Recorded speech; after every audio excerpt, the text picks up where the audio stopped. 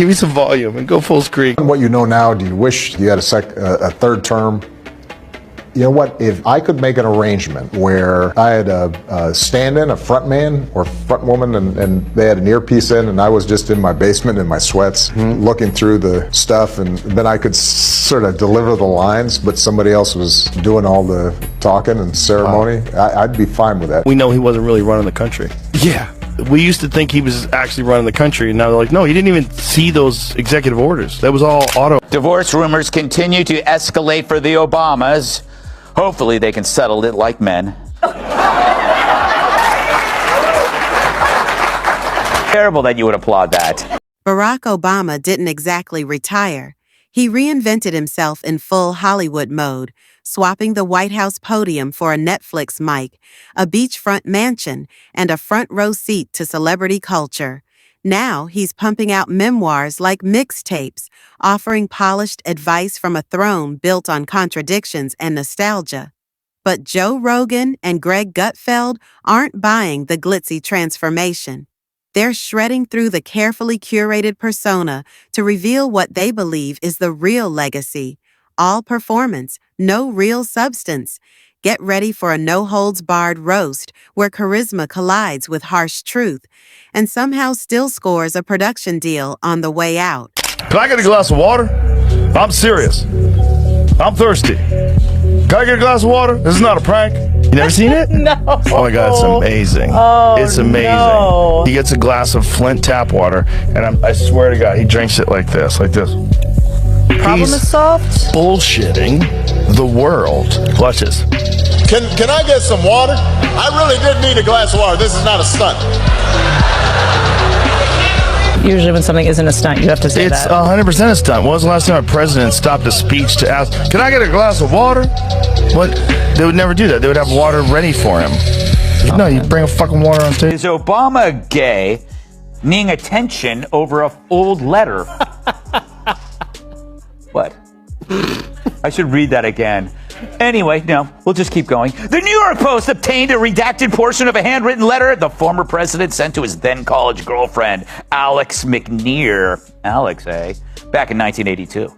He talked about his, quote, androgynous mind and wrote, and I'm quoting Obama here, I make love to men daily, but in the imagination.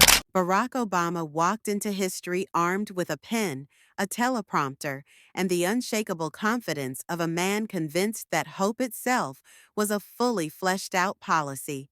It's almost poetic, tragic even, how someone could speak so eloquently for 8 uninterrupted years and still manage to say virtually nothing of lasting substance. His presidency played out like an extended TED Talk wrapped in executive orders and guarded by Secret Service agents. Impressive vocabulary, minimal results, and a loyal fan base that erupted in applause as if he'd discovered the cure for cancer every time he so much as raised a single eyebrow. Michelle Obama surprised fans on our new podcast by saying her pet peeve about her husband is that he's chronically late. For example, we're still waiting on him to admit he's from Kenya. And as for Barack's pet peeve about Michelle, he's mad that she keeps leaving the toilet seat up. When she cleans it. When she cleans it. Joe Rogan starts circling like a shark that smells blood in an ocean of narrative-driven nostalgia and political stagecraft. You know Joe. If you've ever fought a grizzly on mushrooms while debating quantum mechanics in a sauna built from elk bones, then congrats, you've already had lunch with the man. When he looks at Obama's legacy, he doesn't see a refined statesman.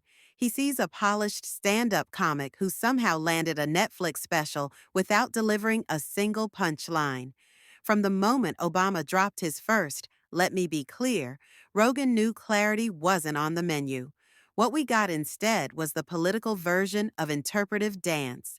Lots of movement, rehearsed gestures, but not a shred of real substance. You know, he was roasting Trump in the audience, and you could see Trump in his head going, okay, I'm going to run now. Like, that might have been the thing that got him to run. No one is happier, no one is prouder to put this birth certificate matter to rest than the Donald. And that's because he can finally get back to focusing on the issues that matter. Did we fake the moon landing? What really happened in Roswell? And where are Biggie and Tupac? That one moment Yeah. where Obama was talking to him might be the reason why Trump was like, I'll Greg Gutfeld steps in with that signature smirk that practically screams, I'm about to destroy your public image using only sarcasm, caffeine, and a punchline sharp enough to cut glass. And honestly, Obama handed him a masterpiece of a target. This was the guy who snagged a Nobel Peace Prize before even finding the bathroom in the White House, then proceeded to drone strike half the Middle East while being serenaded by A-list Hollywood elites in tuxedos. It felt like watching a self-proclaimed pacifist win a UFC championship before round one, only to strut into the octagon wielding a steel chair, backed by a gospel choir of journalists singing backup vocals and calling it diplomacy. President number 44 wants to help the left censor more. Former President Obama, if that's his real name, is launching a campaign to stop the spread of disinformation, which he called a real challenge for our democracy. And also for his former Veep, who's challenged by questions like, what's my name and why am I nude in the Rose Garden? Joe Rogan dives into foreign policy like a pit bull chewing on a pair of overpriced Italian loafers. He's not dissecting diplomacy.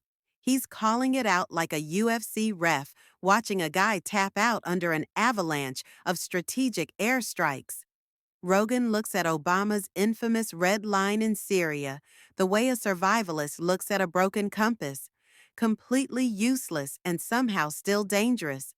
The man threatened a dictator with the intensity of a school principal, warning a kid about cutting the lunch. Spoiler: Assad didn't flinch. because Obama said he was a jackass. The young lady seems like a perfectly nice person. She's getting her award. What's he doing up there? Do that? He's a jack. It's like, oh, really? Well, you. It was about the Taylor Swift thing. Now, all this stuff. That guy's a jackie. It wasn't even that harsh of an incident. And he said it privately, and I think somebody heard it. I don't think he said it to be public. I'm assuming all this stuff. Where's the pool? Come on, guys. Cut the president some slack. Oh, here it is. Seems like a perfectly nice person. He's getting her award. Why would he do that? He's a jack. No, this. Gutfeld grabs the economic angle like a carving knife and roasts it harder than the world's driest Thanksgiving turkey. He dusts off that infamous shovel-ready jobs promise and spins it into a full-blown Broadway farce. Shovel-ready? The only thing that was truly ready was the public's desperate willingness to believe anything that rhymed or sounded vaguely poetic. It was like ordering a filet mignon and being handed a lavender-scented candle with a motivational quote. The recovery from the 2008 crater didn't walk. It staggered out like it had a 3-day hangover from campaign slogans and economic fairy tales. But hey, if success is measured by how many times you can say, recovery summer with a straight face, Obama was practically doing stand-up at the Fed. Rogan can't help but savor the irony. Obama going full Wall Street cosplay while pretending to be Main Street's tattooed messiah. The man rolled into Goldman Sachs galas with the energy of a tired roadie who lost his guitar backstage but still showed up to jam and collect a check. He bailed out the banks, let the homeowners sink like bricks, then strutted across the stage like he just taught America how to swim in the deep end. It was political theater at its finest, the moral equivalent of robbing your neighbor's house and getting a thank you card for community service. And just when you think Gutfeld's done, he switches lanes and hits the healthcare beat, wielding sarcasm like a scalpel sharpened on C-SPAN reruns. Obamacare, the crown jewel of his domestic legacy, was sold like a miracle tonic at an old-timey medicine show. But when the bottle opened, it turned out to be a Groupon for bureaucratic confusion, complete with hidden fees and a copay that required a decoder ring. Marketed as universal care, it landed more like a choose-your-own-adventure novel written by the DMV and edited by Kafka. The website launch was so embarrassingly catastrophic, it made MySpace look like Amazon Prime during a Black Friday rush. And there stood Obama, grinning through the digital rubble like a wedding DJ who doesn't realize the speakers are literally on fire behind him. Let's admit it, America. We miss Barack Obama. Juan does. There he is. In a recent speech, he said he had no real scandals in his White House. The jab at Trump. We didn't have a scandal that embarrassed us. I know that seems like a low bar. Generally speaking, you didn't hear about a lot of drama inside our White House. No drama. So to quote the TSA officer whose dog just sniffed my carry-on, let's unpack this. So why didn't you hear much about O's White House? Well, who was brave enough to look? There was never a cozier relationship between a president and the media, ever. If the White House were a bed, the press was the mutt. Joe Rogan dives straight into the cultural fault lines, like he's cracking open a pressure valve America's been ignoring for too long. Under Obama, the country didn't just drift into identity politics. It performed a cannonball into a swimming pool filled with Tumblr hashtags, pronoun debates, and think pieces no one actually finishes reading. Rogan, who makes a living poking at uncomfortable truths, couldn't help but notice that the man hailed as a unifier ended up slicing the public into more demographic slices than a Whole Foods gluten-free snack aisle. Unity? That dream evaporated faster than a trending hashtag during a culture war. Meanwhile, Gutfeld steps in like a late-night sniper, mocking the idea that you needed some secret decoder ring to unlock Obama's so-called brilliance. In reality, all you needed was the ability to sit through an hour of high-gloss, Ivy League nothingness without nodding off or slipping into a medically induced coma. It was presentation over principle, packaging over purpose. Then Joe drops the hammer on one of the most ignored legacies, the surveillance state. Under Obama, the spy apparatus didn't just grow, it mutated into a dystopian fever dream that could have been rejected by Netflix for being too on the nose. The NSA wasn't just monitoring terrorists. They were practically tuned in to Grandma's banana bread recipe calls, Alexa shopping lists, and maybe even your group chat memes.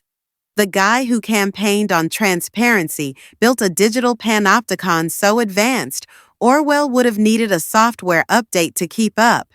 And somehow, through all the data mining and quiet authoritarianism, the applause never stopped. People clapped like he'd handed them freedom, when all he really passed over was a wiretap with a bow on it.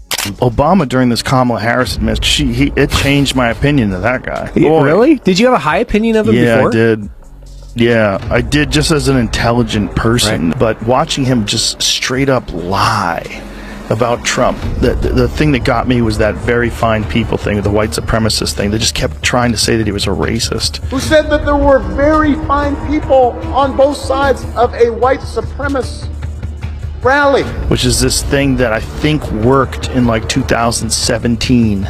Yeah. You know, I think it worked back then. I don't think it works anymore. I don't think people believe. Greg Gutfeld grabs the legacy paintbrush and starts hurling sarcasm like Jackson Pollock on a caffeine bender, splashing it all over the glossy White House portrait. He zeroes in on the Iran deal, calling it a foreign policy gamble that felt more like betting your mortgage on a broken Vegas roulette wheel. With blindfolds on and fireworks going off, you hand over billions to a regime chanting, "Death to America," like it's their national anthem, then pose for the cameras with a smile, like you just scored backstage passes to a philosophy lecture hosted by Reason itself. In Gutfeld's mental image, Obama's there, blindfolded, shaking hands with the Ayatollah, pen in hand, surrounded by diplomats who each brought a different script and are somehow still applauding. It wasn't strategy, it was improv theater with nuclear stakes. Then Greg swings at the immigration paradox piñata. Here's a man who deported more people than any U.S. president before him, yet still managed to deliver speeches so poetic they sounded like lullabies for activists clinging to hope. Rogan paints an even darker image. Obama standing tall in front of the Statue of Liberty, talking about the American dream and dignity, then dramatically pulling a trapdoor lever that sent thousands of dreamers plummeting beneath the stage. It wasn't a sanctuary. It was an illusion crafted with perfect lighting, clever phrasing, and a press release that smelled like progress but felt like betrayal.